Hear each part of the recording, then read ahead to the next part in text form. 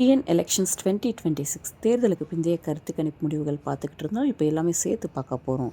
இதில் பார்த்தீங்க அப்படின்னா டிஎம்கே, ஏடிஎம்கே, டிவிகே, என்டிகே நம்ம இங்கே கொடுக்க போகிறோம். முதல்ல பார்த்தீங்கன்னா சாணக்யா ஸ்ட்ராட்டஜிஸ் அவங்க பார்த்தீங்கன்னா திமுக கூட்டணிக்கு 145 முதல் 160 சீட்கள் கிடைக்கும்னு சொல்லியிருக்காங்க. அதிமுக கூட்டணிக்கு 50 முதல் 65 சீட்கள் கிடைக்கலாம்.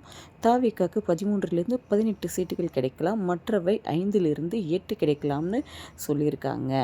அதுக்கடுத்ததாக பார்த்தீங்க அப்படின்னா பீப்புள்ஸ் பல்ஸ்னு ஒரு இது கொடுத்துருக்காங்க. இவங்க திமுக கூட்டணிக்கு 125 முதல் 145 சீட்ஸ் கிடைக்கணும். அதிமுக கூட்டணிக்கு 65 முதல் 80 சீட்ஸ் கிடைக்கணும். தாவிகாக்கு 18 முதல் 24 சீட்ஸ் கிடைக்கலாம். மற்றவை 2 முதல் 6 சீட் கிடைக்கலாம் அப்படின்ற மாதிரி பீப்புள்ஸ் பல்ஸ் சொல்லியிருக்காங்க கருத்து கணிப்பு முடிவு. அதுக்கடுத்ததாக பார்த்தீங்க அப்படின்னா மேட்ரிக்ஸ் என்ன சொல்கிறாங்கன்னா திமுகக்கு 112லேருந்து 132 சீட்ஸும், அதிமுக கூட்டணிக்கு 87லேருந்து 110 சீட்ஸும், தாவிகாக்கு 10 முதல் 12 சீட்ஸும், மற்றவை 6 சீட் வரை கிடைக்கலாம் அப்படின்னு சொல்லியிருக்காங்க. யார் சொல்லியிருக்காங்கன்னா மேட்ரிக்ஸ் அவங்க சொல்லியிருக்காங்க.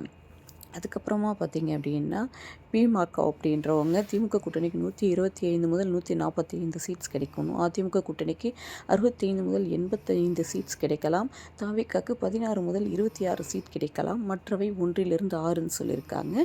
ஸோ இந்த மார்க்கும் இவங்களும் அப்படி தான் சொல்லியிருக்காங்க. அதுக்கப்புறமா நம்ம பார்க்க போகிறது CNN நியூஸ் 18 திமுக கூட்டணிக்கு 103 முதல் 113 சீட்ஸ் கிடைக்கணும். அதிமுக கூட்டணிக்கு 114லேருந்து 124 சீட் கிடைக்கலான்ட்டும், தாவிகாக்கு 4 முதல் 10 கிடைக்கலாம். மற்றவை 0ன்னு சொல்லியிருக்காங்க.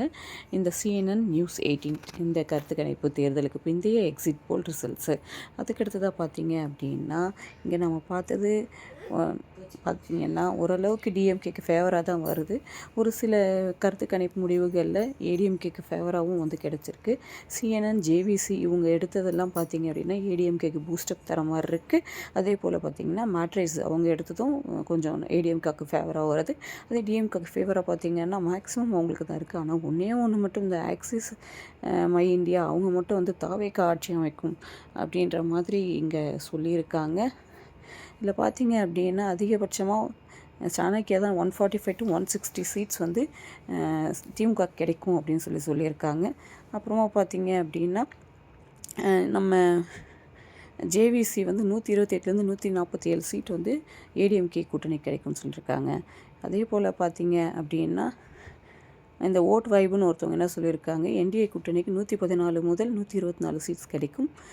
டிஎம்கேக்கு 103லேருந்து 113 கிடைக்கும். தாவேக்கா 4லேருந்து 10 கிடைக்கும்னு சொல்லியிருக்காங்க.